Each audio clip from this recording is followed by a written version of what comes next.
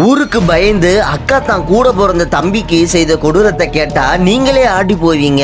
கர்நாடகா மாநிலத்துல இருக்கிற சித்தூர் மாவட்டத்தை சேர்ந்த மல்லிகா அர்ஜுன். இவருக்கு 23 வயசு ஆகுது. பெங்களூர்ல ஐடி கம்பெனியில வேலை செஞ்சுட்டு இருக்கும் இவரு ஒரு நாள் வீட்டுக்கு போயிட்டு இருந்தப்போ இவர் போயிட்டு இருந்த கார்ல லாரி மோதி ஆக்சிடென்ட் ஆயிருக்கு.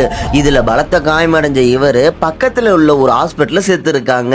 ஆனா மேல் சிகிச்சைக்காக வேறொரு ஹாஸ்பிட்டலுக்கு கொண்டு போக வேண்டிய நிலையில இவரோட அக்கா நிஷாவும் மாமா மஞ்சுநாதும் சேர்ந்து தான் இவரை வேற ஒரு ஹாஸ்பிட்டலுக்கு கூட்டிட்டு போயிருக்காங்க. ஆனா போற வழியிலேயே இறந்துட்டதுனால அப்படியே வீட்டுக்கு கூட்டிட்டு போய் அடக்கம் பண்ணியிருக்காங்க. அப்பதான் அவர் கழுத்துல ஒரு காயம் இருந்ததை எல்லாருமே பார்த்திருக்காங்க. இவரோட அக்கா நிஷாவை கூப்பிட்டுட்டு கேட்டப்போ அவங்க என்ன சொல்றாங்கன்னா, சிகிச்சைக்காக எல்லா டெஸ்டும் எடுக்கப்போ அப்ப அவருக்கு HIV இருக்குன்னு தெரிய வந்திருக்கு. இது வெளியே தெரிஞ்சா குடும்பமானமே போயிடுன்னு அம்மாவா இருந்து பார்த்துக்க வேண்டிய அக்காவே புருஷனோட சேர்ந்து ஆம்புலன்ஸ்ல கொண்டுட்டாங்க.